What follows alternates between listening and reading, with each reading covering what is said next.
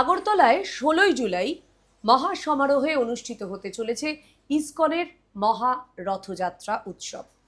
পূর্বাশা ground থেকে দুপুর ২টোয় রথের দড়িতে পড়বে টান। ৭ দিনব্যাপী চলবে মাসির বাড়ি উৎসব।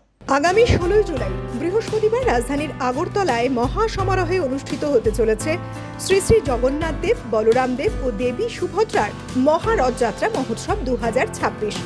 ইসকন আগরতলার উদ্যোগে আয়োজিত এই পবিত্র উৎসবটি বৃহস্পতিবার দুপুর ২টো থেকে শহরের পূর্বাশা গ্রাউন্ডে শুরু হবে। ভগবান জগন্নাথ দেবের করুণা, প্রেম ও সার্বজনীন ঐক্যের বার্তা ছড়িয়ে দিতে প্রতি বছরের মতো এবারেও সুসজ্জিত ৩টি পৃথক রথে চড়ে নগর পরিক্রমায় বের হবেন ৩ বিগ্রহ। আমাদের ভলেন্টিয়ার থাকবেন, তবে আমার প্রশাসনকে অনুরোধ করবো অন্ততপক্ষে যে জায়গাগুলো সেন্সিটিভ আছে সেখানে কিছু পুলিশ প্রশাসন থাকলে ভালো হয়, কেন আমার সব কিছু পারবো না।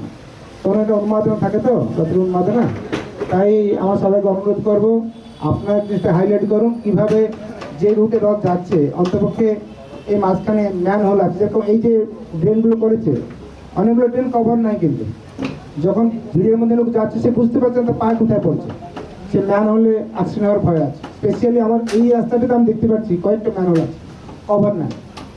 কভার না থাকলে অ্যাক্সিডেন্ট হওয়ার চান্স খুব বেশি। বর্ণাঢ্য এই শোভাযাত্রায় মূল আকর্ষণ হিসেবে থাকছে মহাসংকীর্তন, ভজন, নৃত্য এবং ভক্তিমূলক নানা অনুষ্ঠান।